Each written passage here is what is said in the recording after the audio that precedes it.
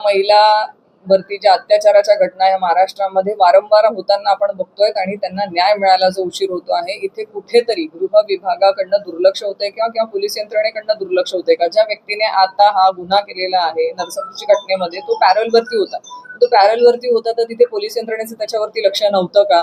त्याच्यावरती 2 वेळा आधी हा गुन्हा नोंद झालेला आहे आणि हा त्याने आता जी केली ही तिसरी घटना आहे. असं असतानाही मग या पोलिसांकडनं त्याच्यावरती काहीच नियंत्रण नव्हतं का?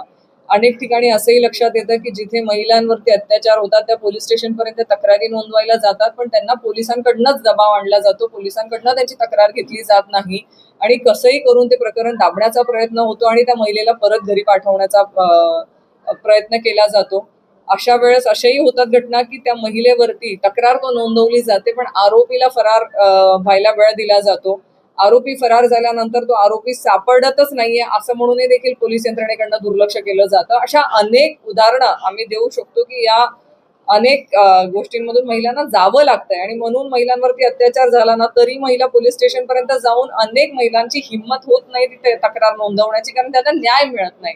आणि माझं म्हणणं आहे, रेप हा महिलेच्या शरीरावरती एकदा होतो, पण आपली यंत्रणा जी निष्काळजीपणा करते किंवा दुर्लक्ष करते त्याच्यावरती महिलेवरती त्या यंत्रणेमुळे वारंवार रेप होतो आणि तो तिला त्रास सहन करावा लागतो. तर याच्यामध्ये नक्कीच गृह विभागाचं दुर्लक्ष म्हणावं किंवा त्यांच्याकडनं हेडसांड महिलांची होताना आपल्याला दिसते. या अनेक केसेसमध्ये उदाहरणं आहेत.